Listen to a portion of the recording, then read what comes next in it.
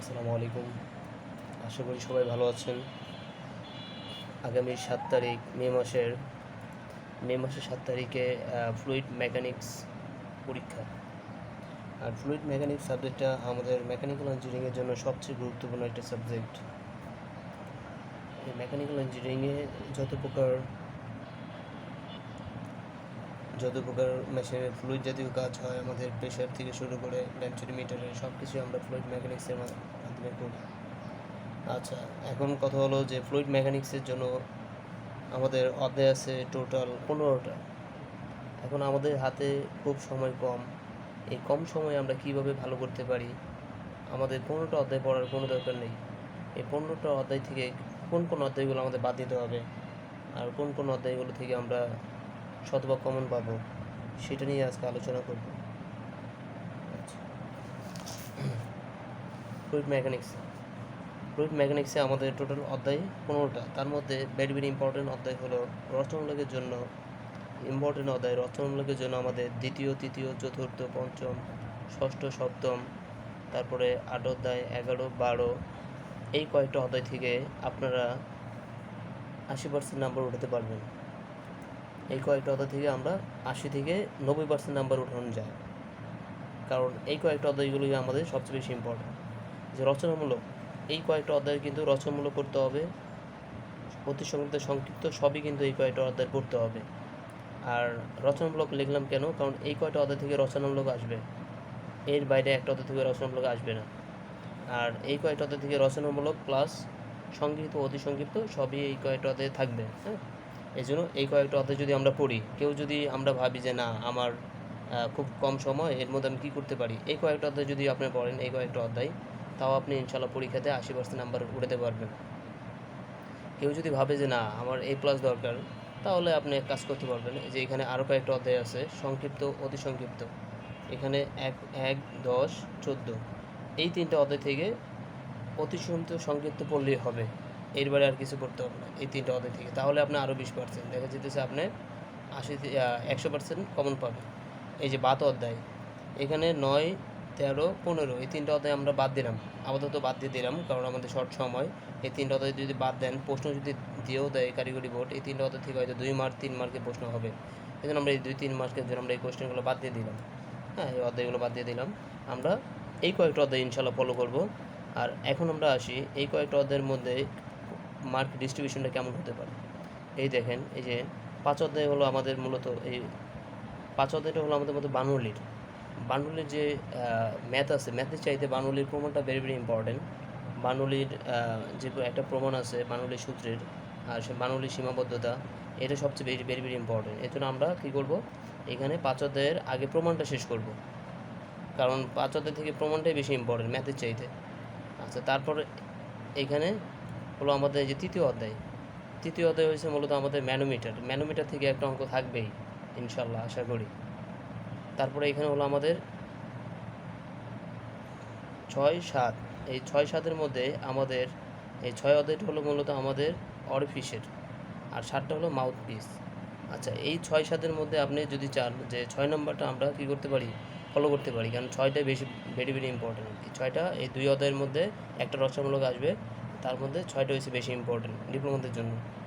আর তারপরে হলো আমাদের এখানে 11, 12, 11 হলো আমাদের সেন্ট্রিফিউগাল পাম্প, আর 12টা হলো রেসিপ্রোকেটিং পাম্প। 11 হলো আমাদের রেসিপ্রোকেটিং পাম্প, আর 12টা হলো আমাদের সেন্ট্রিফিউগাল পাম্প। এর মানে এই 2টা অধ্যায় থেকে আমাদের একটা রচনামূলক থাকতে পারে।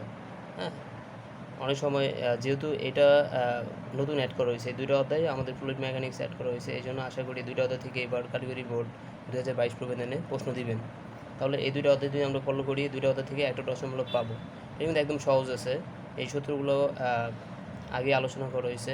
এই যে আমাদের বিভিন্ন সূত্র আছে, এই সূত্রগুলো তোমরা ফলো করলে ইনশাল্লাহ আমরা 80% নাম্বার এখানে উঠাতে পারবো। আচ্ছা, তাহলে এই গেল আমাদের অধ্যায় ভিত্তিক, যে কোন কোন অধ্যায়গুলো আমাদের কেমন ইম্পর্টেন্ট, কোন কোন অধ্যায় থেকে আমরা কীভাবে সহজে আমরা বেশি নাম্বার উঠাতে পারি, সেটা নিয়ে আলোচনা করলাম। এখন এই কয়েকটা অধ্যায়ের ভিতরে যে কোন কোন প্রশ্নগুলো আমাদের করতে হবে, সংক্ষিপ্ত, অতি সংক্ষিপ্ত, রচনামূলক, এখন আমরা সেটাই দেখাবো। আচ্ছা, এখন হলো আমরা প্রথম যেহেতু বলছি আমরা এখানে আমাদের রচনামূলক আমাদের পড়তে হবে যে অধ্যায়গুলো আমি বলে দিয়েছি আপনাদের, আর সংক্ষিপ্ত অতি সংক্ষিপ্তের জন্য যে অধ্যায়গুলো পড়তে হবে সেটা হলো এখন আমরা তাহলে এবং বাদ দিতে হবে আমাদের, বাদ দিতে হবে 9, 13, 15 এই তিনটাতে আমাদের বাদ দিতে হবে, কারণ এই তিনটা আপাতত দরকার নেই, কারণ যেহেতু সময় কম আমরা এগুলো বাদ দিব। আচ্ছা, যেগুলো আমরা দাগাবো এখন প্রথম অধ্যায় থেকে আমি দাগাই। প্রথম অধ্যায় থেকে যাদের হক বই তারা এটা ফলো করবে না, যাদের টেকনিক্যাল বই তারা শুধু প্রশ্নটা দেখবেন। এখান থেকে আমি প্রশ্নটা দাগাই দিব, সেই প্রশ্নটা দেখলে হবে। আপনার টেকনিক্যাল বইও হয়তো প্রশ্নটা দেওয়া থাকতে পারে, হ্যাঁ। আচ্ছা, না দেওয়া থাকলে এখানে পড়ে নেবেন। আচ্ছা, এখানে হলো এই যে প্রথম আমাদের অধ্যায় 1 অতি সংক্ষিপ্ত 3 নাম্বার ফ্লুইডের সংজ্ঞা দাও।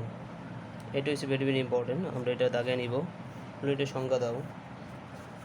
তারপর আমরা এখানে চলে যাব 23 নাম্বার প্রবাহীর সান্দ্রতার সাথে তাপমাত্রার সম্পর্ক কী, এই প্রশ্ন আমরা দাগাই নেব, এটা ভেরি ভেরি ইম্পর্টেন্ট। তারপরে 25 নাম্বার হাইড্রোলিক বলতে কী বোঝায়, হাইড্রোলিক বলতে কী বোঝায়।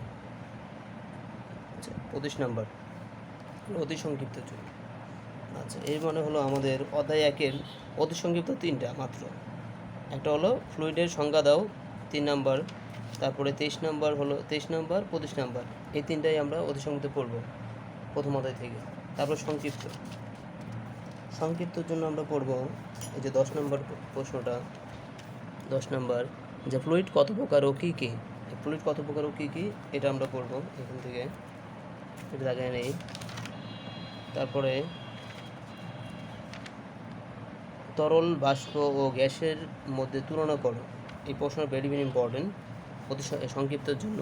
এই যে এই প্রশ্নটা আমরা দাগায় নিব যে তরল, বাষ্প ও গ্যাসের মাঝে পার্থক্য। তারপর আমরা চলে যাব দ্বিতীয় অধ্যায়। আচ্ছা, তারপর আমরা আসবো দ্বিতীয় অধ্যায়ে আমাদের অতি সংক্ষিপ্ত 4 নাম্বারটা। অতি সংক্ষিপ্ত 4 নাম্বার যে আপেক্ষিক ওজন বলতে কী বোঝায় বা আপেক্ষিক ওজন কাকে বলে, এটা। অতি সংক্ষিপ্ত 9 নাম্বার পৃষ্ঠটান বা সারফেস টেনশন কাকে বলে, অতি সংক্ষিপ্ত 9 নাম্বার দেখব। তারপরে আমরা দেখব অতি সংক্ষিপ্ত 11 কৌশিকতা কাকে বলে। তারপর 12 মেশিন কাজ কাকে বলে, মেনিসকাস কাকে বলে, এটা দেখব। তারপর দেখব 14 নাম্বার সান্দ্রতা কাকে বলে। এরপরে 18 প্রবাহীর সান্দ্রতার সাথে তাপমাত্রার সম্পর্ক কী। তারপর 22 চাপের তীব্রতা বলতে কী বোঝায়। তারপর আসবে 31 নাম্বার যে প্রেশার হেড কাকে বলে, 31 নাম্বার প্রেশার হেড কাকে বলে। তারপর 32 নাম্বার তরলের স্ট্যাটিক হেড বলতে কী বোঝায়। 33 নাম্বার প্যাসকেলের সূত্রটি লেখো, 33 নম্বর প্যাসকেলের সূত্রটি লেখো। তারপর যাবো 38 নাম্বার পরম চাপ কাকে বলে, 38 নম্বর পরম চাপ কাকে বলে। তারপর দেখব 40 নাম্বার বায়ুমণ্ডলীয় চাপ, গ্যাস চাপ ও পরম চাপের মধ্যে সম্পর্ক দেখাও, এই প্রশ্ন আমরা করে নেব। তো দ্বিতীয় অধ্যায়ের সংক্ষিপ্ত এই যে সংক্ষিপ্ত 1 নম্বরটা ফ্লুইডের গুরুত্বপূর্ণ গুণাবলীগুলো তালিকা দাও, অথবা ফ্লুইডের গুণাবলী বা বৈশিষ্ট্যগুলোর নাম লেখো, এই যে সংক্ষিপ্ত 1 নম্বর। তারপর যাবো 2 নম্বরের প্রমাণটা ইম্পর্টেন্ট, এই প্রমাণটা আমরা করে নেব যে প্রমাণ করো যে কৌশিকতার কারণে কৌশিক উচ্চতা এই সমান 4 sigma cos theta by omega D, এই সূত্র আমরা প্রমাণ করব।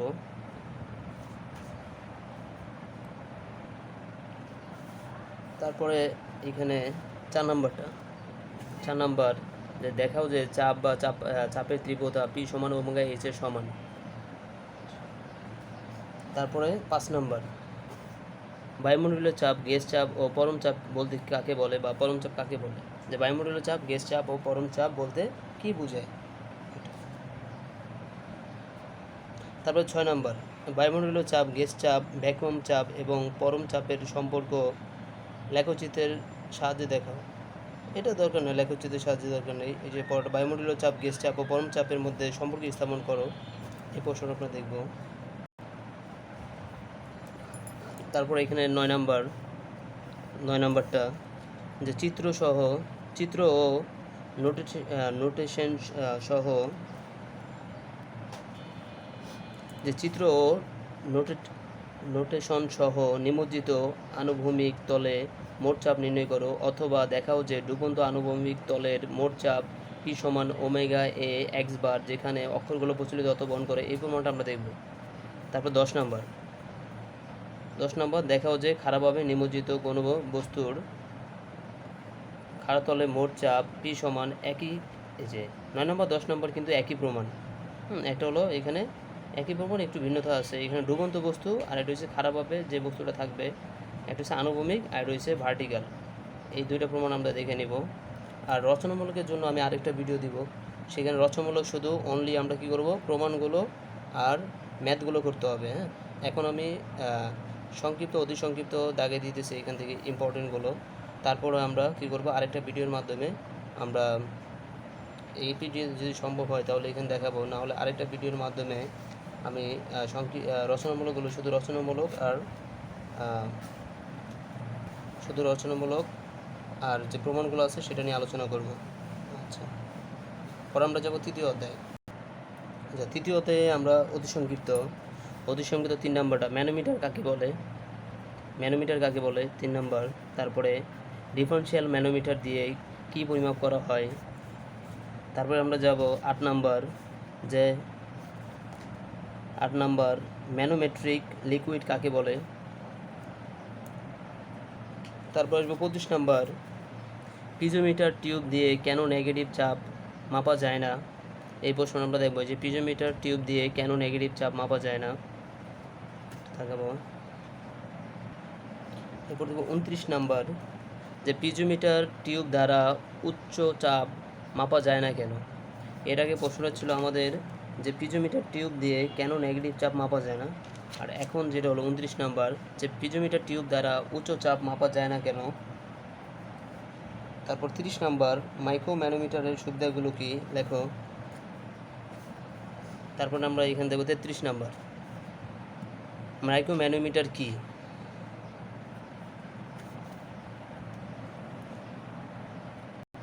এখন সংক্ষিপ্ত, তৃতীয় অধ্যায়ের সংক্ষিপ্ত এখানে বেশি করতে হবে না, কয়েকটা কোয়েশ্চেন আছে। যেমন দ্বিতীয় সিম্পল ও ডিফারেন্সিয়াল ম্যানোমিটারের 4টি পার্থক্য। এই প্রশ্নটা ভেরি ভেরি ইম্পর্টেন্ট, যে সিম্পল ও ডিফারেন্সিয়াল ম্যানোমিটারের 4টি পার্থক্য। তারপরে 8 নাম্বার যে ম্যানোমিটারের 4টি করে সুবিধা ও অসুবিধা লেখো, যে ম্যানোমিটারের 4টি করে সুবিধা অসুবিধা।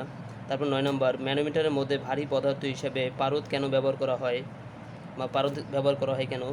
আবার বলি যে ম্যানোমিটারের মধ্যে ভারী পদার্থ হিসেবে পারদ ব্যবহার করা হয় কেন, এই প্রশ্নটা। এরপর চলে যাও আমরা চতুর্থ অধ্যায়ে আমাদের প্রবাহের হার। আচ্ছা, চতুর্থ অধ্যায়ের অতি সংক্ষিপ্ত সুষম প্রবাহ বলতে কি বোঝায়, বা সুষম প্রবাহ কাকে বলে, এই প্রশ্নটা ভেরি ভেরি ইম্পর্টেন্ট আমাদের প্রবাহের জন্য।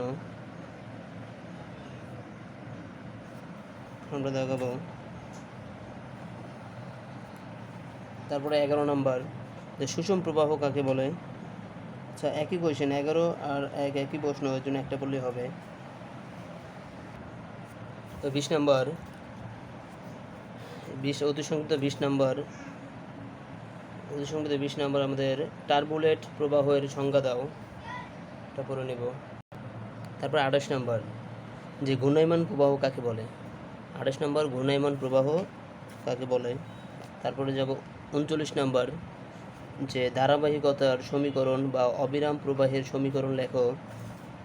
40 নাম্বার কিউ সমান এবি, প্রবাহের হার সমান কিউ সমান এবি, এরিয়া ভলিউমের অর্থ কী। তারপর আমরা চলে যাব সংক্ষিপ্ত চতুর্থ অধ্যায়ের সংক্ষিপ্তের জন্য।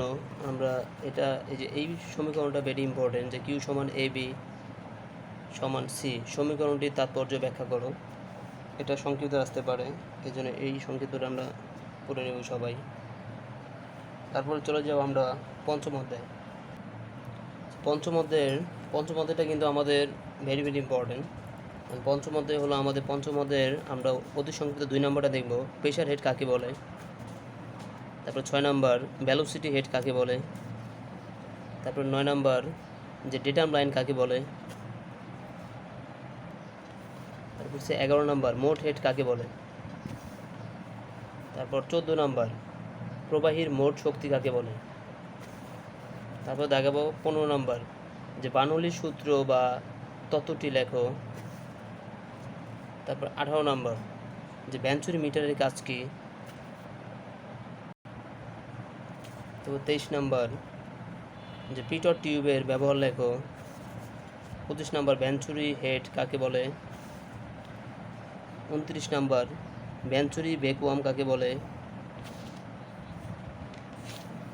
তারপর 38 নম্বর যে বার্নৌলির সূত্রটি লেখো।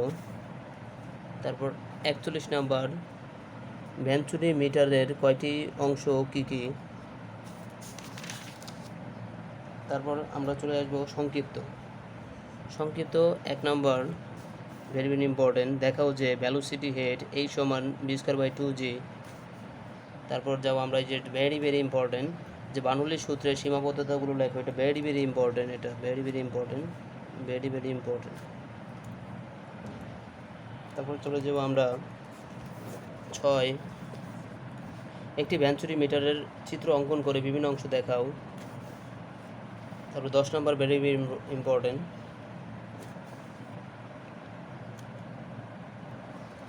এখন আমরা দেখাবো ষষ্ঠ অধ্যায়ের অতি সংক্ষিপ্ত। ষষ্ঠ অধ্যায়ের সংক্ষিপ্ত অরফিস বলতে কি বোঝায়। তারপর 4 নম্বর ব্যানা কন্ডাক্টর কাকে বলে। 7 নম্বর হাইড্রোলিক কোএফিসিয়েন্ট বলতে কি বোঝায়। 11 কোএফিসিয়েন্টস অফ ভেলোসিটি কাকে বলে।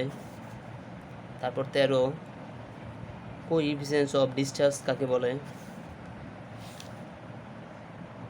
23 নম্বর ভেলোসিটি অফ অ্যাপ্রোচ কাকে বলে।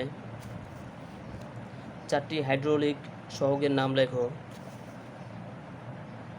তারপর ষষ্ঠ অধ্যায়ের সংক্ষিপ্ত ভেরি ভেরি ইম্পর্টেন্ট যে সিডি সিবি এবং সিসি এর মধ্যে সম্পর্ক দেখো। এটা ভেরি ভেরি ইম্পর্টেন্ট 1 নম্বর সংক্ষিপ্ত। তারপর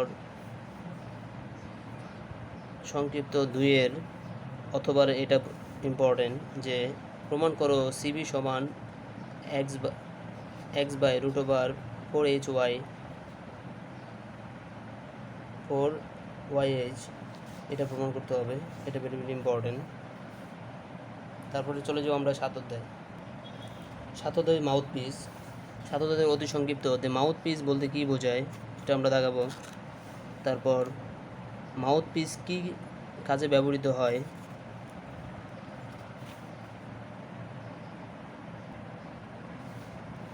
তারপর 20 নম্বর যে কার্নোট বা বোর্ডা সমীকরণ কাকে বলে।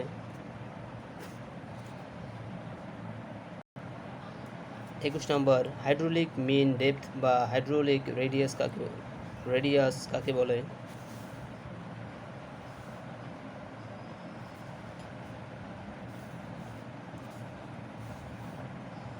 তারপরে চলে যাবো আমরা সংক্ষিপ্তের 2 নম্বর ভেরি ভেরি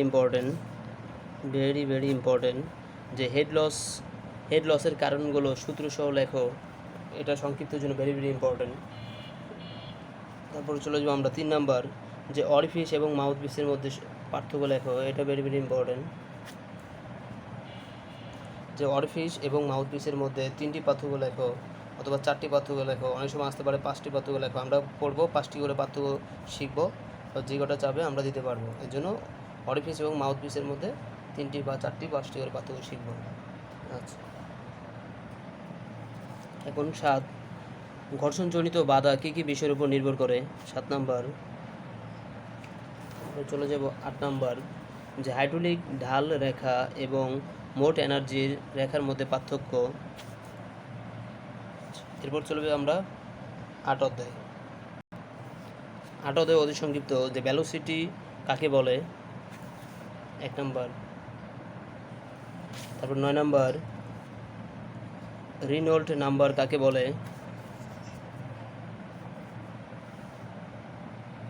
তারপর যাব সংক্ষিপ্ত। সংক্ষিপ্তের জন্য আমরা পড়ব ল্যামিনার এবং টার্বুলেন্ট প্রবাহের মধ্যে পার্থক্য, এটা ভেরি ভেরি ইম্পর্টেন্ট। 4 নাম্বার। তারপরে আমরা চলে যাই 9 অধ্যায় আমাদের বাদ, আর 9 অধ্যায় বাদ তারপরে চলে যাবো আমরা 10 অধ্যায়।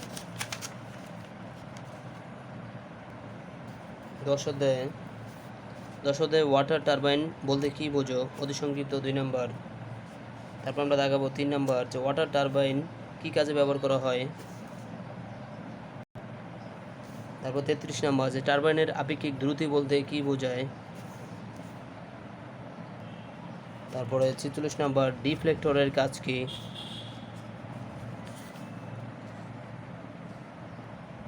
তারপর 70 নাম্বার যে টারবাইনের কাজ কি। 71 কাপ্তাই জলবিদ্যুৎ কেন্দ্রে কোন ধরনের টারবাইন ব্যবহৃত হয়। তারপর চলে আসবো আমরা সংক্ষিপ্তর জন্য আমরা পড়বো 6 নাম্বারটা, ইম্পালস ও রিয়াকশন টারবাইনের মধ্যে 6টি করে পার্থক্য, ভেরি ভেরি ইম্পর্টেন্ট।